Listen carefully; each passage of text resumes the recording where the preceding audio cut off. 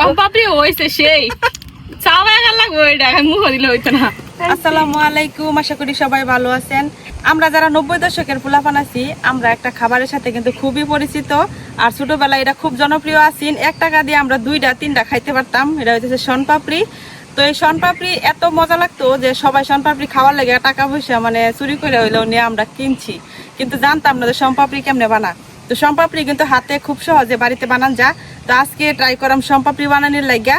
তো সবাই পুরো ভিডিওটা দেখতে থাকুন, আশা করি ভালো লাগবে।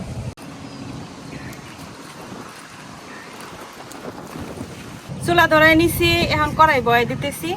তো প্রথমে কড়াইয়ের মধ্যে দেওয়া লাগলো ডালডা। তো ডালডা না দিয়া এই কাজটা আপনারা ঘি দিয়েও করতে পারেন। ঘি দেওয়া করলে সুন্দর একটা গ্রান এই সম্পর্কের মধ্যে।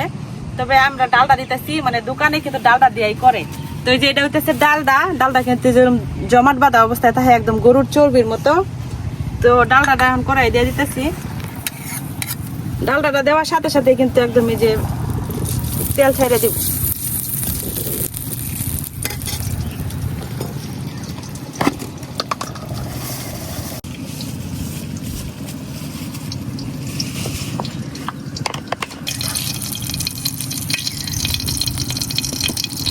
তো ডালটা কিন্তু দেওয়ার সাথে সাথে গলা যায়। এখন দেওয়া দেব হলো বেসন।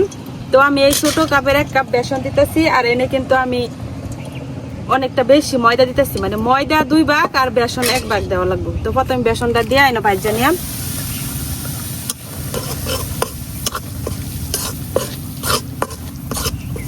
খুব ভালো করে ডালটার সাথে বেসনটা ভাজা নেওয়া লাগবে।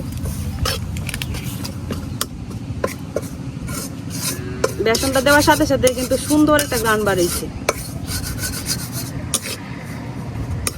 এখন দেওয়া দেব হলো ময়দাটা। এখন বেসন আর ময়দা ডালটার সাথে খুব ভালো করে বাইজে নিলাম, যতক্ষণ পর্যন্ত না ময়দার সাদা কালারটা হালকা একটু হলুদ হলুদ হয়।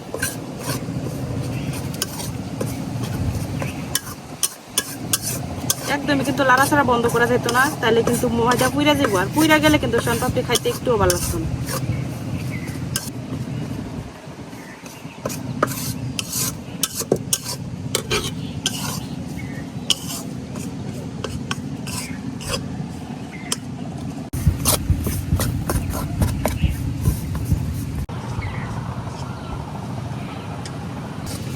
এই যে আমার ময়দা আর বেসনটা কিন্তু একসাথে মিশাইয়া এই যে সুন্দর একটা কালার আয় করছে। আর এখন কিন্তু উড়াই নেওয়া লাগবো, নাইলে একদম নিচে লাগিয়ে দেবো। তো পুইরা দেবো, পুরার আগে উড়াই লাগতেছে।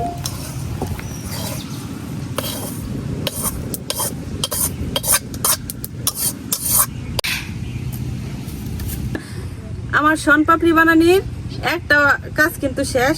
এখন হলো ক্যারামেলটা তৈরি করে নিলাম। তো এটার লেগে দিয়ে দিতেছি চিনি।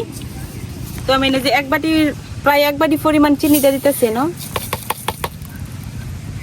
তো এই চিনির সাথে অল্প একটু পানি দিলাম। পানি কিন্তু বেশি দেওয়ার দরকার নাই।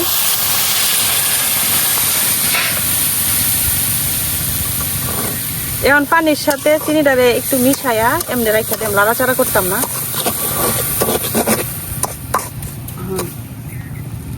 এখন এইভাবে রাখা আস্তে আস্তে করে জাল দিয়াম।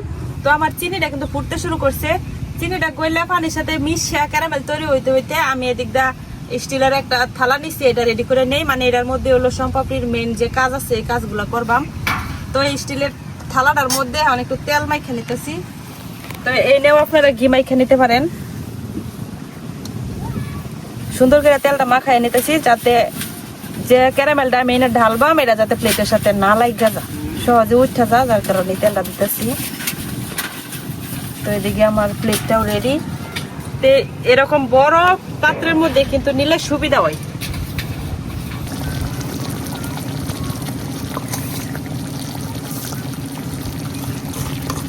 চিনিটা কিন্তু গলতে শুরু করছে, এখনো কিন্তু লাড়াচাড়া করতাম না।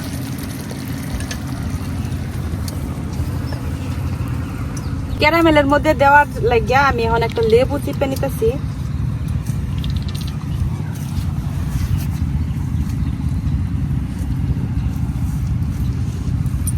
লেবু চিপে লেবু থেকে রসটা বাইর করে নিতেছি। এই রসটা ক্যারামেলের মধ্যে দিলে ক্যারামেলের চিনিগুলা দলা বানতো না।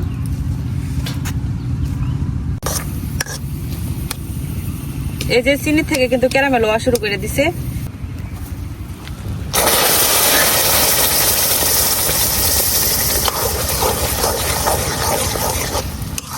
কড়াইটা আমি এখন নিচে নামাই লইছি, নাইলে যে আগুনের তাপে কিন্তু আরো বেশি হয়ে যাবো। তো এখন আমরা চেক করে নিলাম যে আমরা ক্যারামেলটা রেডি হয়েছে কিনা। তো যে পানির মধ্যে আমি একটুকুনা ক্যারামেল ডাইলা দিলাম। এখন এই যে ভিতরে হাত দিলে বোঝা যাইতেছে শক্ত হয়ে গেছে, তার মানে আমরা ক্যারামেল রেডি। তো এখন ক্যারামেলটা আমি সরাসরি ডাইলা দিয়ে হলো এই যে পাত্রটা আমি রেডি করে রাখছিলাম এটার মধ্যে।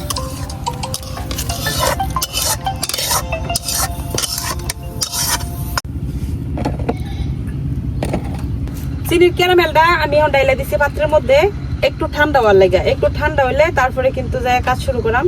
এত গরম অবস্থায় তো ধরা যেত না, কারণ সাইড থেকে যেরকম একটু লড়াই দিলে এটা ঠান্ডা হইব আর কি। এই যে আস্তে আস্তে ঠান্ডা হইতেছে আর কিন্তু শক্ত হওয়া শুরু করছে।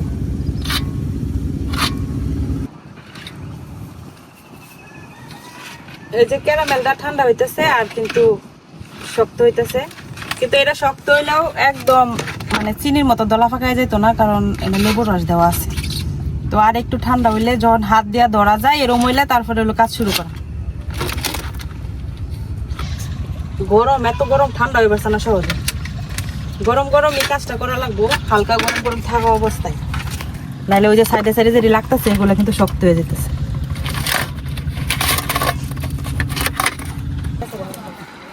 দেখ দেখ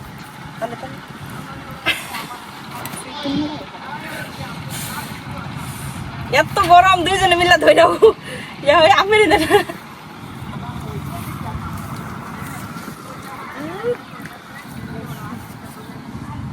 ইস, এটা গরম গরম না টান দিলে আবার হয় না।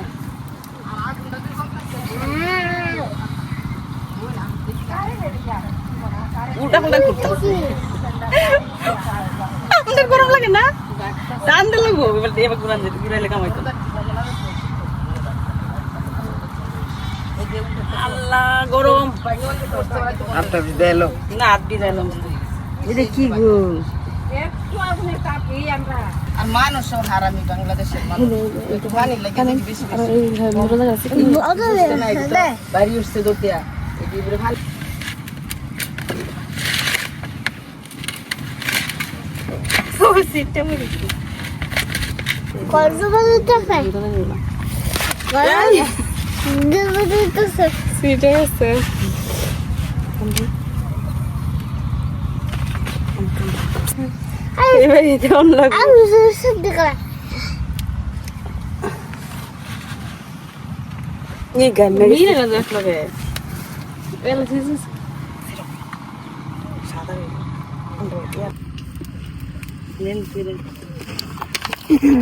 আল্লাহ আমার ফুল গাছ আছে